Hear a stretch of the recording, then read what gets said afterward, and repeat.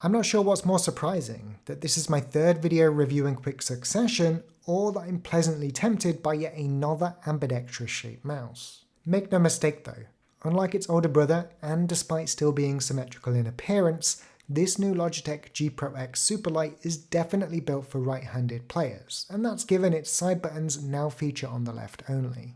I don't know if we'll see a left-handed version of this mouse in future, but you could still opt for the original if needed, which, besides a slightly higher weight, is still respectable and otherwise essentially identical in performance. In the retail box you'll find the mouse itself, a 1.8 meter rubber cable for wide operational charging, the lightspeed USB wireless receiver, and an extension adapter for that receiver, which you should definitely use, optional grip tape with cloth wipe, and a replacement door with a single PTFE mouse foot, which I'll demo later. Now as for dimensions, this Superlight variant of the G Pro X comes in at a length of 125mm, height of 40, and width at the grip position of roughly 59, and I say roughly because depending on your grip it might be closer to 60 or 61. Logitech's efforts at reducing weight have had it land at just 63 grams as well, but most importantly, they've done that whilst keeping it well balanced and free of any structural issues, i.e. I can't activate the side buttons while squeezing, thank God. Talking ergonomics, this is where I was most surprised, and that's because it's actually comfortable to use in my palm grip. Its shape is inherently safe, with no aggressive slopes, curves or corners, and I'd probably rate it alongside Razer's Viperline as the most comfortable ambidextrous shape for how I hold the mouse, and that's with my 19.5 by 10cm hand size. I get a ton of control with no annoying areas hindering micro adjustments, and I think you genuinely struggle to find somebody that couldn't main this mouse if they tried, but more on that later. Its coating is soft and perhaps a touch slippery right out of the shower, but it doesn't take long for it to warm up, and there is optional grip tape in the box if you feel that you need it.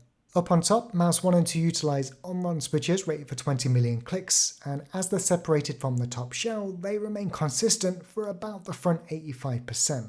They're tactile, responsive, and just tight enough to prevent fat fingering when holding angles in a game like Counter-Strike. Now I know some people would have liked to see Logitech implement optical switches, but I personally believe they've been unmatched in button feel since their discontinued G303, so if I had to guess it'd be because they're waiting to ensure they meet player expectations on a new type of switch. Its mouse wheel is also on point with 24 soft but still well defined steps, and a middle click force requirement that's, well, just about right as well, and that's as someone that regularly uses it to switch to the railgun in Quake. Here's a listen to all of those buttons.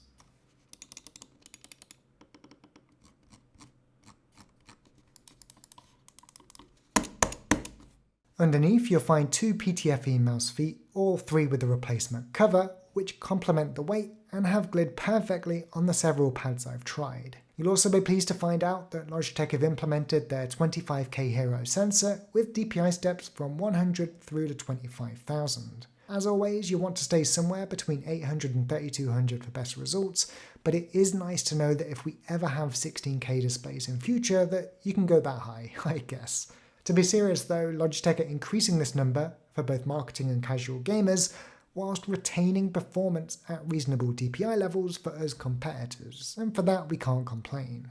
For me, there's only one thing here that really disappoints, and that's the removal of its DPI button under the mouse. Now I use 1600 DPI for everything except Battle Royale games, where I'm pretty much forced to reduce it to 800, and that's because trying to navigate a death box quickly at high DPI is nothing short of annoying. Now most games do have sensitivity sliders though, and to be honest they should also have a tab slider as well, and I can still change it in G-Hub quick enough, so it's not the end of the world. Talking of G-Hub though, this G Pro X Superlight is fully supported, but Logitech also offer their onboard memory manager that's aimed more toward the esports competitor, which I'll focus on for this review. This executable file will enable you to quickly change the DPI and store it on the onboard memory with no processes constantly running in the background during gameplay, something that many TOs did start to prohibit before the pandemic. Now as this is my first Logitech mouse review since their iconic PMW3366 sensor, we'll perform some of my standard in-game tests to determine an expected level of performance from both the mouse and the Hero 25K.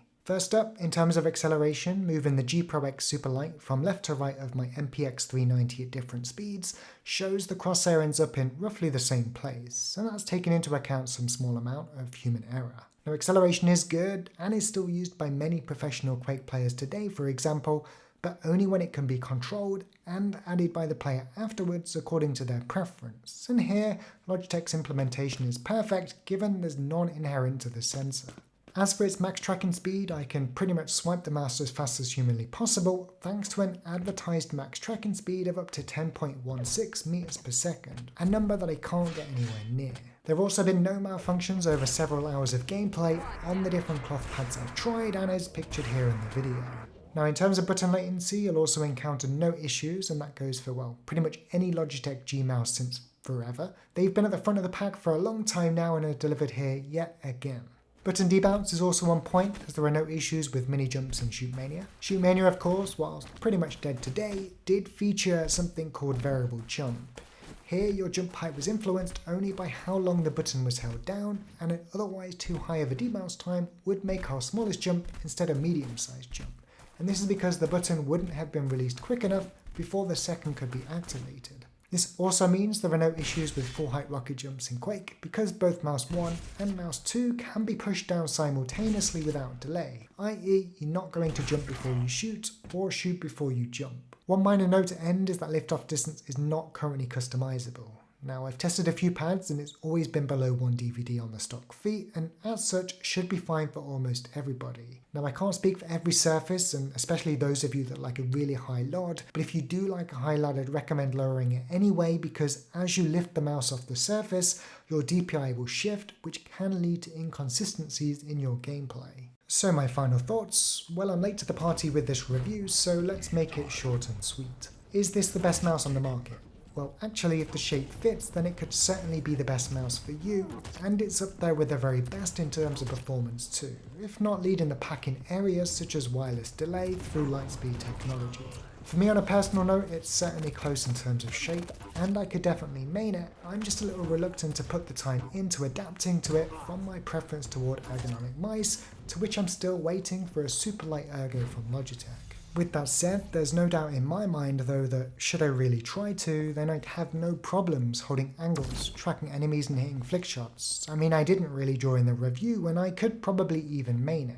It doesn't matter if you play Counter-Strike, Fortnite, League of Legends, Quake, TF2, Dota, World of Warcraft, or even Hearthstone. It's one mouse does it all kind of offering, and it ultimately does not disappoint.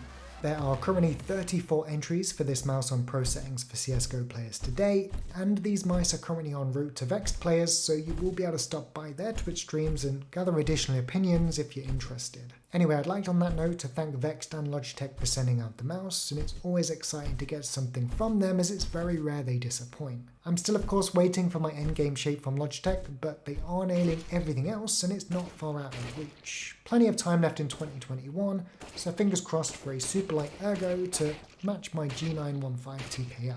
In the meantime, if you've liked the video, then make sure to give it a thumbs up, subscribe if you haven't already, and do stop by my Twitch stream where I broadcast weekly. If you do have any questions or comments, then as always leave them down below and I'll get back to you, but for now take care, keep gaming, and I'll see you in the next video. Reloading. We killed the last member. Good work.